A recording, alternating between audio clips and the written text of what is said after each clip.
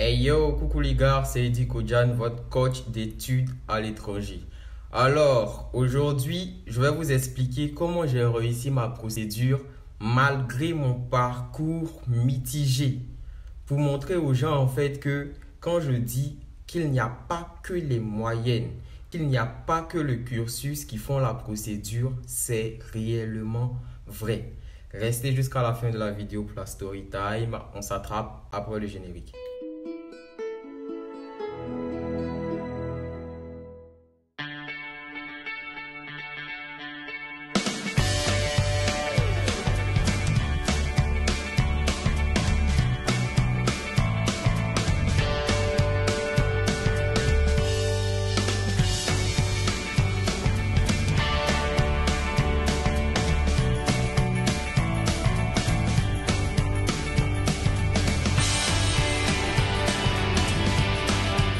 De retour. En même temps, si tu es nouveau sur la chaîne, n'hésite pas à t'abonner. On va parler de procédure d'études à l'étranger durant près de 9 mois. Donc, abonne-toi pour ne rater aucun de mes sujets.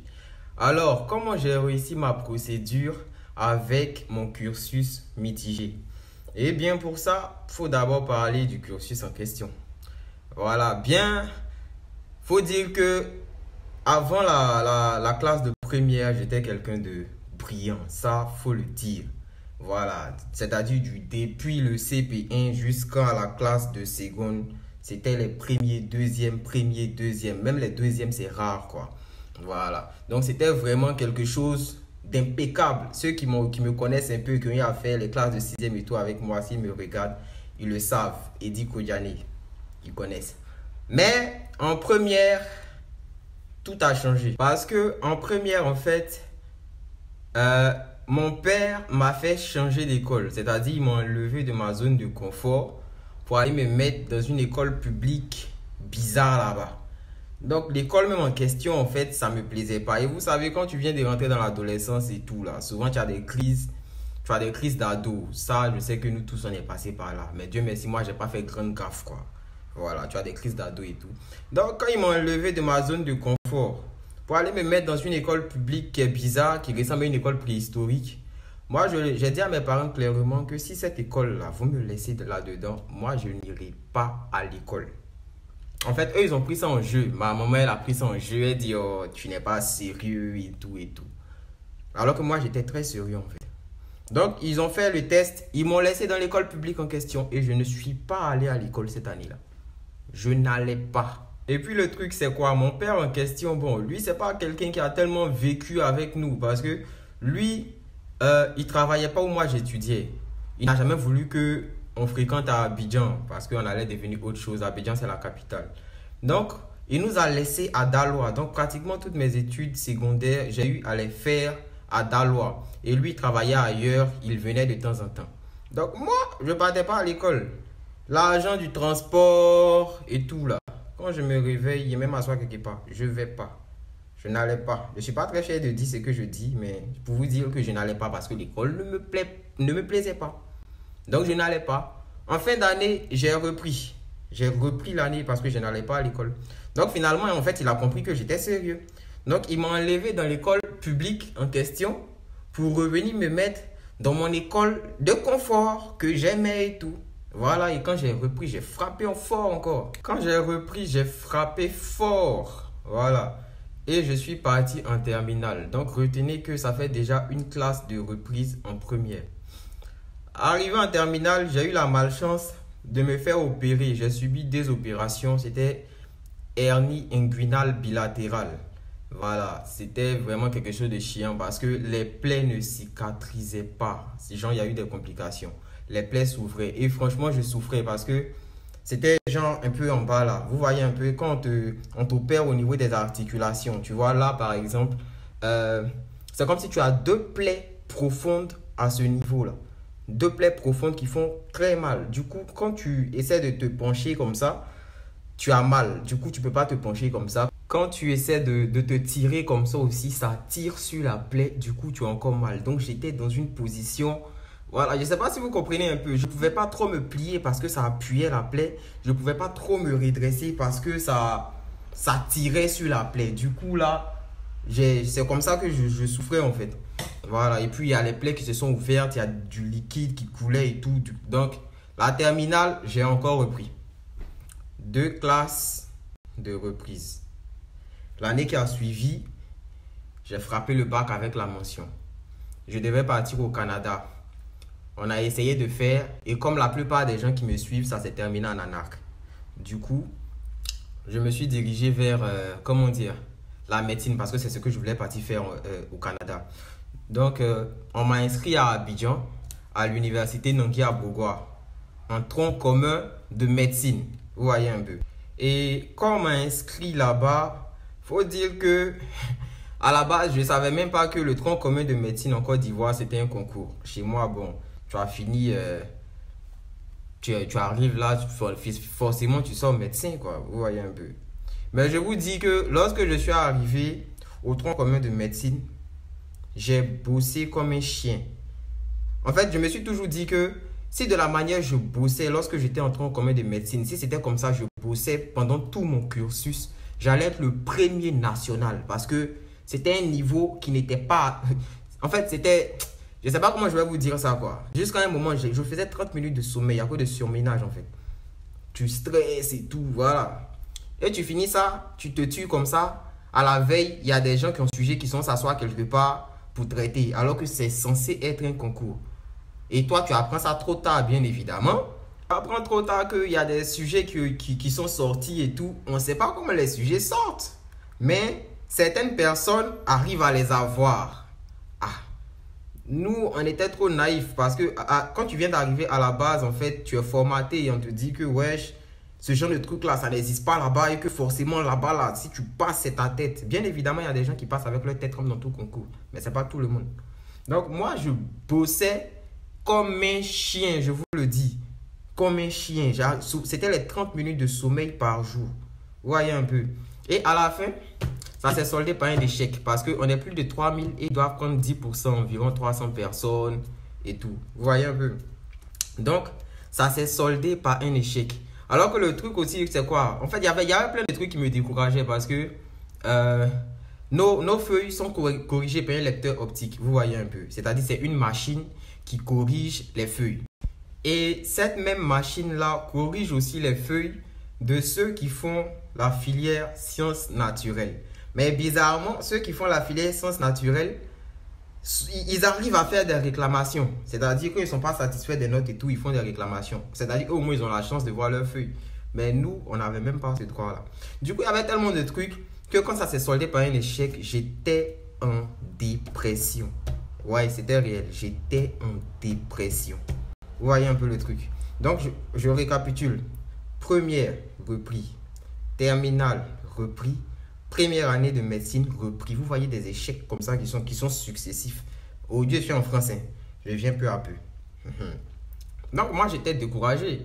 Ma maman me dit, non, tu vas retenter et tout. Que si ça ne marche pas, tu vas aller faire une phase.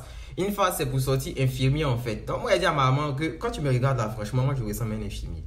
C'est pas pour frustrer les infirmiers. C'est pas pour frustrer les infirmiers, mais genre, moi, c'était pas mon coup de cœur, quoi. Genre, j'allais partir faire une phase et puis je vais sortir avec combien? Un salaire de 200 000. Il a dit, papa, que moi, je peux pas travailler pour un salaire de 200 000.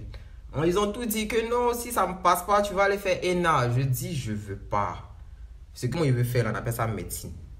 Vous voyez un peu. Donc, ils ont parlé, et tout. Je leur ai dit, si c'est tout ce que vous avez comme plan pour moi, là, si c'est une phase ou bien les trucs de ENA où ils vont rentrer avec juste le bac, c'est mieux, moi, je pars plus à l'école. Vous voyez un peu. Donc, c'est là, on a commencé à chercher d'autres options. Et il y a mes amis, ce temps-là, qui sont venus en France, ils m'ont dit que non, ils ont fait Campus France et tout, et ils sont venus. Du coup, moi, j'ai intégré tous les groupes Facebook.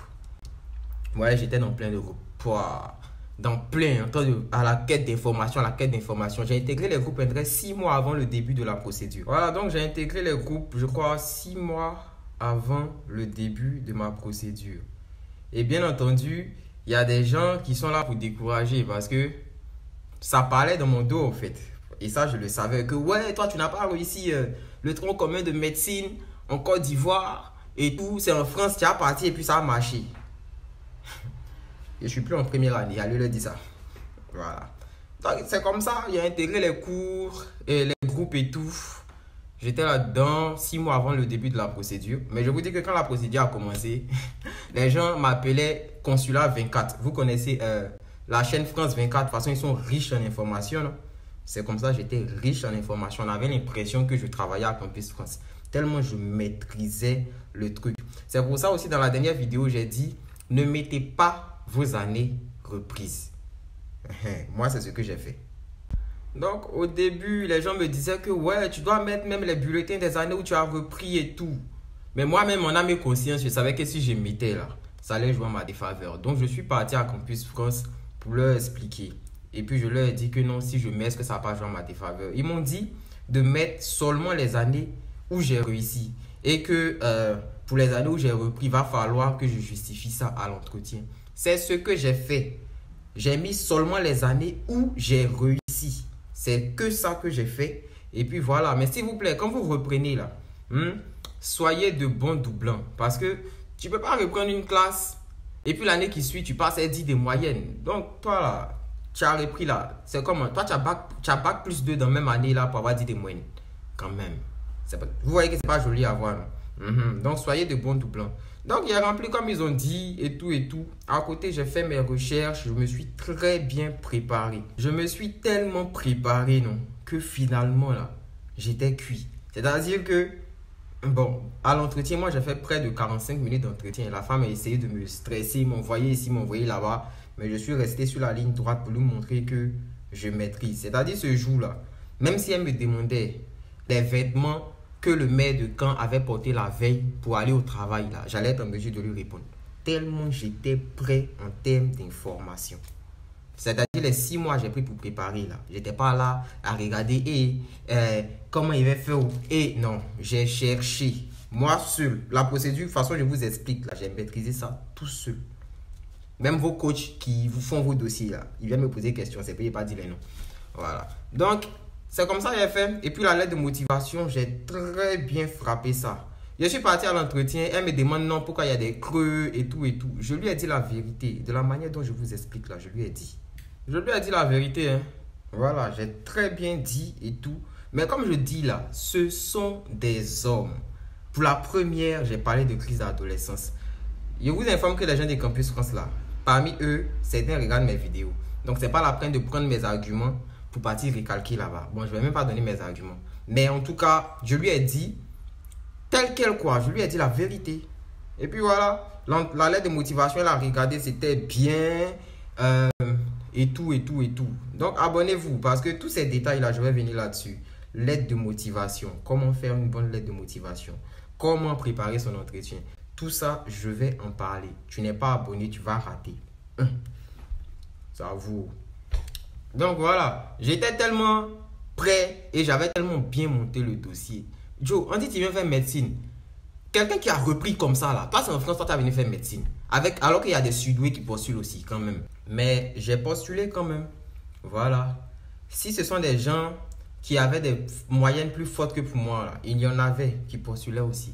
Si c'était des gens qui avaient un cursus excellent que le mien, il y en avait aussi. Mais vous pensez que c'est quoi qui a fait la différence? Vous-même, quand vous regardez mon cursus là, pour quelqu'un qui a autant repris et tout là, est-ce que ce cursus là, ça peut permettre à quelqu'un de venir faire médecine ici? Non, bien évidemment.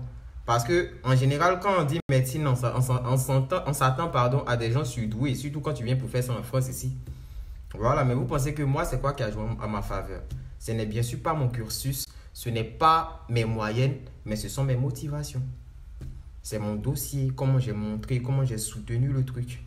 C'est pour ça que je vous dis, les moyennes ne font pas tout dans le visa. Les moyennes ne font pas tout. Si vous comptez sur vos moyennes ou bien la renommée de votre école, vous serez déçus.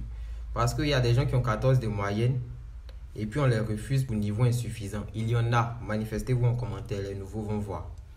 Voilà, il y a des gens qui ont 14 de moyenne et puis on les refuse pour niveau insuffisant. Est-ce que ça veut dire que 14 de moyenne, c'est petit? Ceux qui postulent n'ont pas 18 de moyenne quand même. Mais vous pensez que c'est quoi qui fait la différence? C'est pour ça que je dis, même le visa, il se prépare depuis Campus France. Parce que au privé, par exemple, ceux qui postulent au privé et tout, vous allez prendre des filières où vous-même, vous savez que en temps normal, là, si c'était au public, vous n'allez pas être accepté.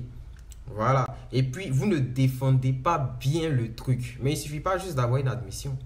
Il y a tout ça qui compte. Tout se prépare depuis Campus France. Donc, je profite de l'occasion pour dire, il y a EK Consulting, ma structure à moi, qui se charge de vous accompagner jusqu'au visa. Vous ne ferez rien à part l'entretien. Et on vous fait un coaching à l'appui. On vous fait un coaching pour entretien. On va vous donner des trucs que vous allez apprendre par cœur, qui concernent votre filière et tout, pour que vous puissiez bien maîtriser le projet d'études. Voilà, vous ne ferez rien.